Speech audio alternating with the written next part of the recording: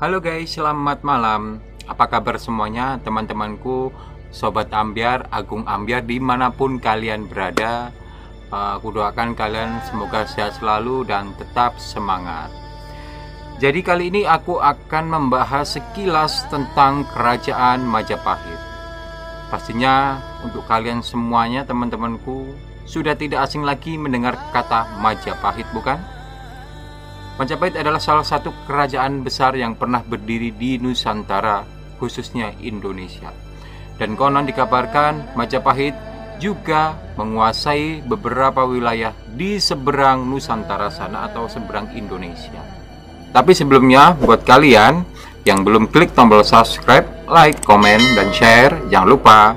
Jadi biar lebih bersemangat lagi aku untuk membuat video-video buat kalian semua tentang sejarah, tentang budaya, ataupun tentang peninggalan dari leluhur, nenek moyang, dan lain sebagainya guys.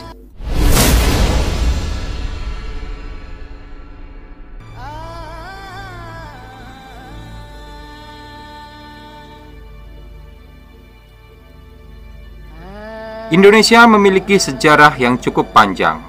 Jauh sebelum penjajah Belanda masuk, banyak sekali kerajaan besar maupun kerajaan kecil di Nusantara. Salah satu yang paling dikenal adalah Kerajaan Majapahit yang pernah menjadi kerajaan terbesar di Asia Tenggara.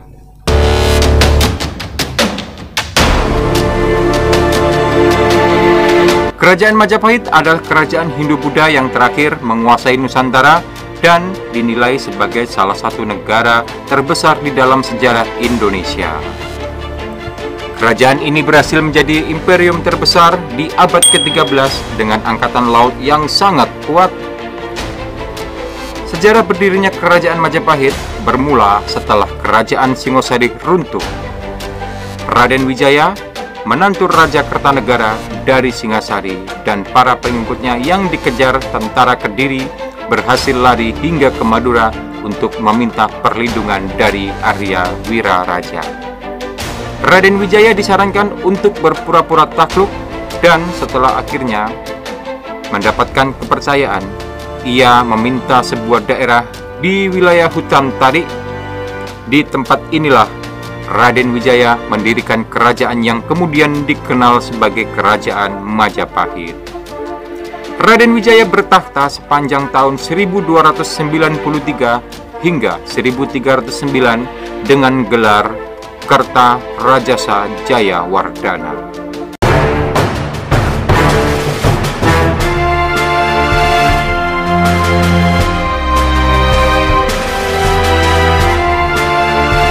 Ibu kota kerajaan sempat beberapa kali mengalami pemindahan sebagai akibat kebijakan yang diambil oleh penguasa saat itu.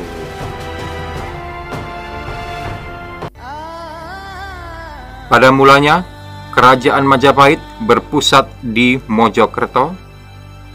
Namun, pada era Jaya Negara di tahun 1309 hingga 1328, pengganti Raden Wijaya, ibu kota kerajaan dipindahkan ke Trowulan.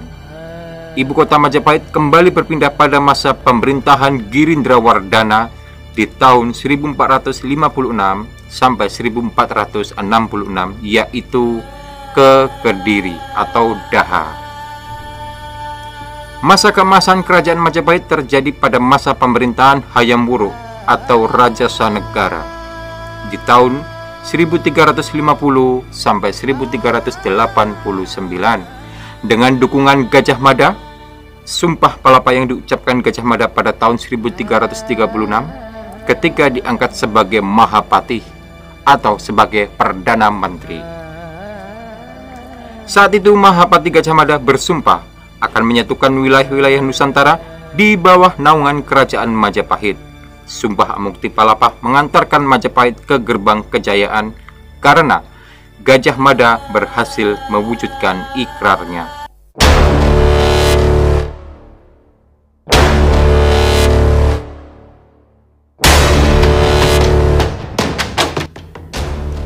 Wilayah kekuasaan Kerajaan Majapahit mencakup area yang sangat luas meliputi Jawa, Bali, Sumatera, Kalimantan, bahkan hingga Indonesia bagian timur seperti Nusa Tenggara, Sulawesi, dan sebagian Maluku.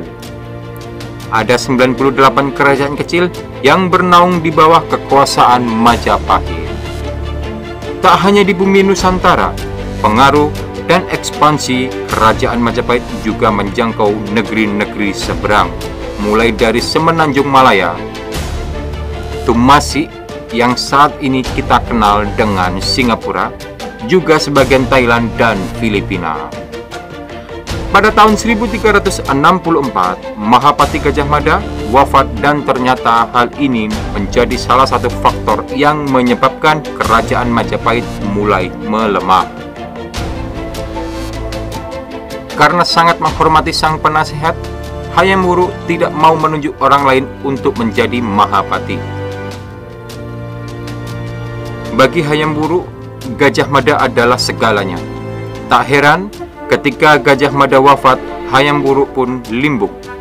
Akibatnya, kerajaan Majapahit pun semakin goyah, hingga menyebabkan stabilitas kerajaan goyah, sehingga beberapa negeri yang sudah ditaklukkan berusaha melepaskan diri. Hayam Wuruk meninggal menyusul Mahapati kepercayaannya pada tahun 1389.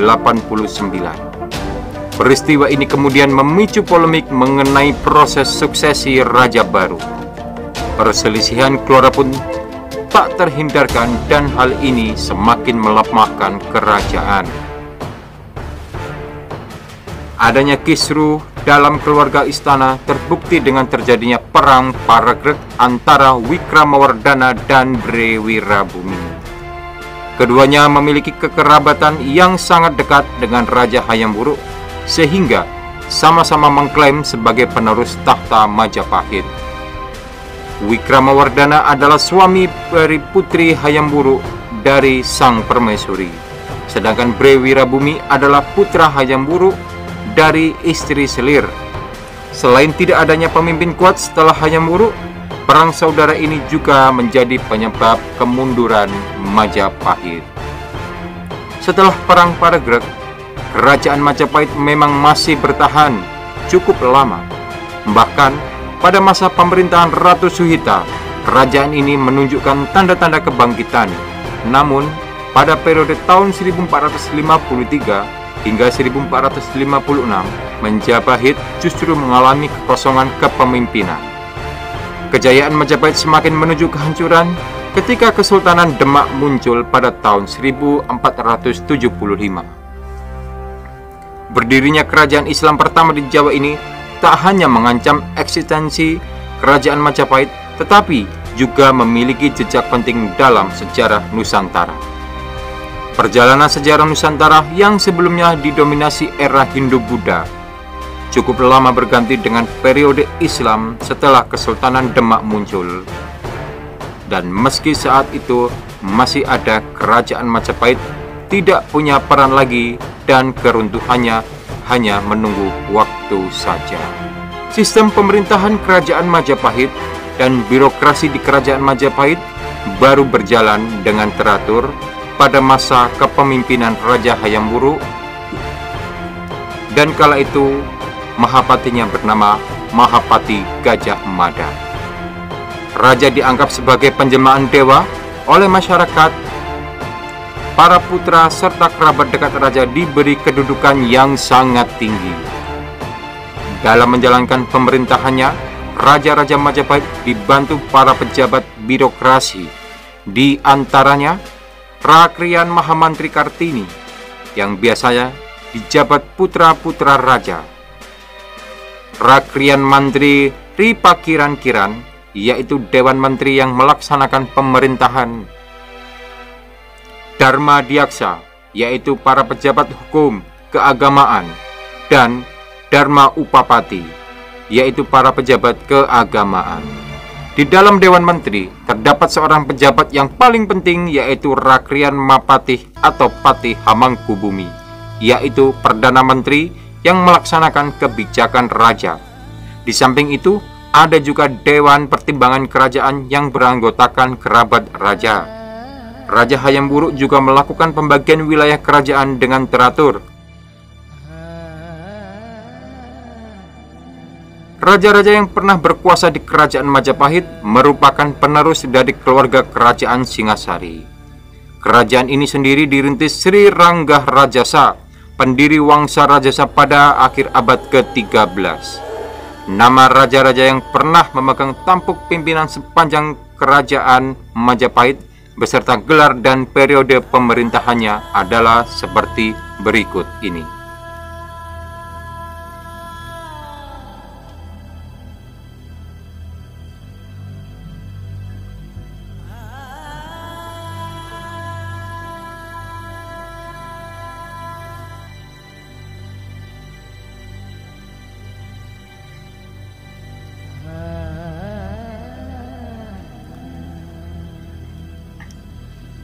Masa kejayaan Majapahit. Dengan lokasi yang strategis, Majapahit menjadi kerajaan yang sangat kaya karena setiap barang yang akan dikirim melalui wilayahnya harus membayar pajak. Perjalanan Kerajaan Majapahit merupakan bagian penting dalam sejarah Nusantara yang tidak boleh dilupakan. Bahkan, bukti kejayaan kerajaan ini masih bisa disaksikan hingga sekarang melalui peninggalan yang sangat banyak, baik berupa candi, prasasti maupun kitab. Candi Tikus terletak di area situs arkeologi Trowulan di Dukuh Jambu Mente, Trowulan, Mojokerto. Candi Tikus merupakan candi bawah tanah. Candi ini ditemukan pada tahun 1914 dan pernah dipugar sebanyak 2 kali, yaitu pada tahun 1984 dan 1985. Konon, saat ditemukan candi ini menjadi sarang tikus, sehingga bangunan ini dikenal dengan nama Candi Tikus.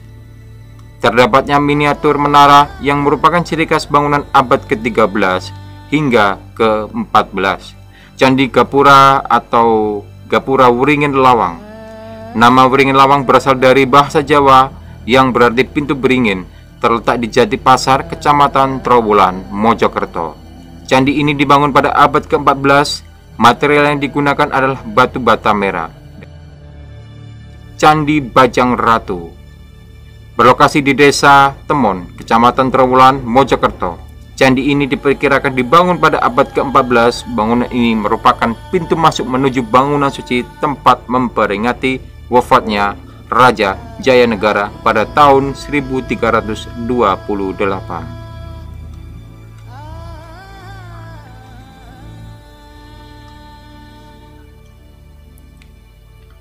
Selain dari candi berupa bangunan fisik peninggalan dari Kerajaan Majapahit, Kitab Sutasoma, Kitab Negara Kertagama, Kitab Pararaton, dan kitab-kitab suci yang lainnya yang saat ini masih dalam tahap pencarian. Dan itulah tadi sekilas tentang Kerajaan Majapahit. Mudah-mudahan informasi ini bermanfaat untuk kita semua. Bagi kita sebagai anak negeri, pastinya patut berbangga dengan sejarah besar yang kita miliki saat ini. Oke guys, itu tadi sepenggal cerita tentang Kerajaan Majapahit yang pernah berdiri di Nusantara atau di Indonesia ini guys. Jadi buat kalian semua teman-temanku, kita sebagai anak negeri, anak bangsa, patutnya kita bangga dengan sejarah yang besar ini ya guys. Sejarah ini adalah menyangkut jati diri sebuah bangsa, jati diri untuk kita sendiri, menjadi sebuah negara yang kejayaannya termasyhur di masanya kala itu guys. Jadi cukup sampai di sini dulu. Mudah-mudahan informasi ini bermanfaat, dan aku ucapkan terima kasih kepada kalian semua sudah menonton videoku. Stay happy, stay healthy, tetap semangat. Dan buat teman-temanku, Sobat Ambyar, Agung Ambyar, dimanapun kalian berada,